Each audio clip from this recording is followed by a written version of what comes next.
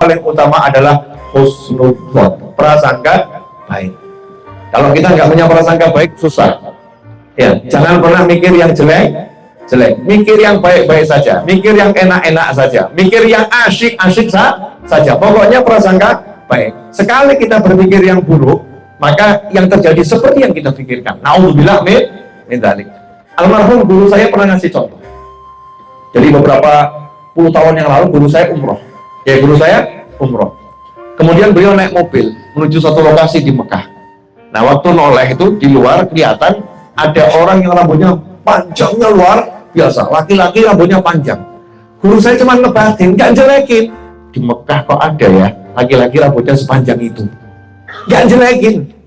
Cuma ngomentari, kok ada di Mekah laki-laki yang rambutnya sepanjang itu. Mobil ini kemudian melaju sampai lokasi, laki-laki itu sudah ada di samping mobil guru saya, noleh sambil senyum. Noleh sambil senyum gitu ya. Guru saya kaget, loh, dari mana dia tadi? Wong dia jalan. Saya naik mobil, saya sampai lokasi, udah di samping parkiran, kemudian noleh sambil senyum. Untuk ngasih apa pelajaran? Hati-hati dengan hati. Hati-hati dengan hati. Gerakan hati kita itu dipantau oleh Allah Subhanahu wa ta'ala. Kita disuruh mikir yang enak-enak, mikir yang baik-baik. Dan saya sungguh heran, disuruh mikir enak kok nggak bisa, sukanya mikir yang nggak enak. Itu anehnya luar biasa. Mikir enak itu kan mudah sebetulnya. Nanti begini, mikir yang enak-enak mudah. Tapi kok justru kita lebih suka berpikir yang nggak enak.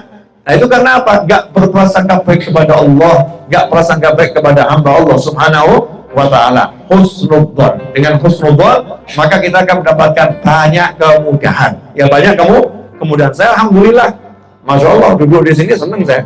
Modalnya ya memang seneng hatimu. Husnudzon terus, makan enak, tidur enak, minum enak, keluar enak, duduk enak, ketemu orang enak, dimanapun enak, asyik saja, menyenangkan. Bahkan kemarin di Madinah, selesai ada cerita yang model begitu, datang satu orang di depan saya.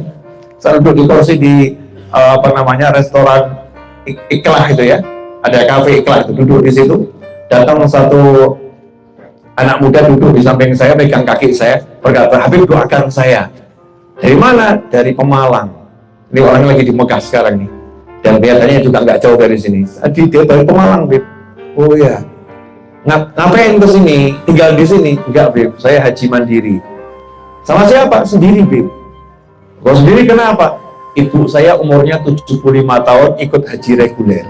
Dan ini bukan orang kaya ya, ini orang super pas-pasan ya, super pas-pasan. Ibu saya haji reguler umurnya 75 tahun, naik kursi roda. Saya udah berusaha daftar untuk jadi pendamping tapi gagal. Maka saya berjuang, Bib, biar bisa nemeni ibu saya. Kesian, Bib, saya pengen birrul walidain. 12 jam dari Riyadh naik mobil sampai Madinah. Untuk apa? Untuk biar bisa nemeni ibunya. Ya, nemeni ibunya. Biar bisa melayani ibunya. Oh, ini anak yang solehnya luar biasa. Sementara udah ada anak yang bareng sama ibunya, suruh melayani ibunya susahnya luar biasa. Iya, jauh berjuang agar bisa melayani. Memang dunia ini begini aneh gitu. Ya, anehnya luar biasa. Makanya saya selalu pesan pada diri saya sendiri dan antum semuanya, carilah amal-amal yang tampaknya kecil tapi nilainya besarnya luar biasa. Cium kening ibu itu, ya Allah, memang setannya banyak. Waduh, kamu kan nggak pernah itu. Jadi rasanya gimana loh, ini canggung loh, dan lain sebagai canggung.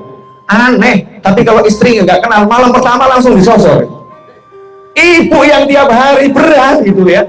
Tapi suami istri yang baru kemarin nikah, ya selesai masuk kamar, masya Allah, luar biasa, cium manapun sanggup. Tapi ibunya sendiri, ayahnya sendiri, beratnya luar biasa. Kenapa? Karena ada ridhollah fi ridhol walidain, suhtullah fi suhtil walidain. Ridhonya Allah bergantung ridhonya orang tua, marahnya Allah bergantung marahnya orang tua. Man asbaha murdiyan li, man asbaha murdiyan li wa musqitan li walidain fa ana anhu saqit, wa man asbaha musqitan li wa murdiyan li walidain fa ana anhu radin, atau kama qala sallallahu.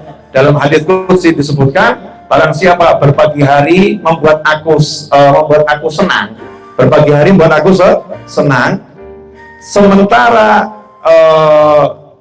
dia membuat murka orang tuanya, man asbaha murdiyan li, pagi hari buat aku senang. Contoh, ini ada orang misalnya ya di rumah sholat subuh ke masjid jamaah, Allah senang nggak? Senang. Habis sholat subuh duduk di masjid baca Al-Quran 3 juz, Allah senang nggak?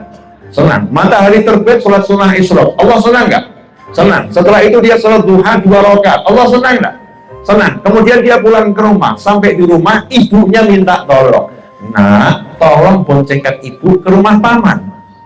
Anaknya jawab, capek bu, dari malam saya bangun tahajud belum istirahat, baru nyampe rumah. Ibu nggak punya perasaan, sudah nyuruh nganterin saya ke rumah paman. Ibunya hatinya sakit, hatinya sakit, terluka hati ibu. Itu kata Allah Ta'ala, waman asbaha murdiyan li, siapa yang pagi-pagi buat aku senang, wa musqitan li walideh, tapi buat murka kedua orang tuanya, fana anhu sahid, aku benci sama dia.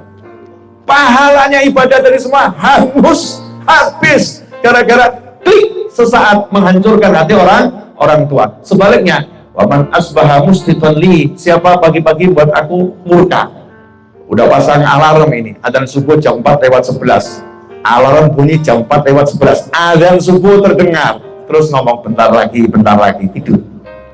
Ya, alarm berikutnya jam 4:30 berbunyi, melek dia, kemudian ngomong sebentar lagi, akhirnya dia bangun jam 8 siang, jam 8 pagi. Pertanyaan saya, dosa atau enggak dosa? Dosa, karena dia meninggalkan sholat, ya, pagi waktu dia subuh bangun tapi enggak sholat, meninggalkan sholat sampai keluar waktu, dia berdosa. Allah marah atau senang? Marah. Ya Allah marah. Tapi pagi itu ya dia sholat subuh qadha, terus tiba-tiba dia datangi ibunya ngomong, nah ini pagi-pagi gini kalau makan roti kamir enak dulu, makan roti kamir itu enak. Anaknya langsung ngomong, siap bu. Dia carikan di tetangganya nggak jualan, ada tuh 5 kilo yang jualan roti kamir. Dia pergi 5 kilo ambil roti kamir, dia pulang ke rumah suguhkan ibunya, ini bu, alhamdulillah dapat. Ibunya senang, ya ibunya senang. Apa kata Allah? Siapa yang pagi-pagi musqitan li wa murdiyan li walideh, tapi buat orang tuanya senang, maka aku ridho sama dia, aku senang sama dia. Dosanya itu tadi diampuni sama Allah Ta'ala, karena besarnya pahala sama orang tua, menyenangkan hati orang tua itu luar biasa. Nah, termasuk sekarang ini, mumpung kita di Mekah, jangan lupakan doa sama orang tua kita yang masih hidup maupun yang meninggal dunia. Termasuk diantara menyambung hubungan dengan kerabatnya orang tua kita, itu bagian dari berbakti sama orang tua. Lakukan amal-amal yang tampaknya kecil, ringan, mudah, mungkin just say hello, mungkin hanya sekedar video call, ya, paman gimana kabarnya, paman kita, bibi kita, itu pahalanya luar biasa. Tapi yang begitu seringkali kita terlewatkan, ya. Akhirnya kita nyesal, ya, akhirnya nanti kita rugi karena kita kurang pandai mengelola amal. Manajemen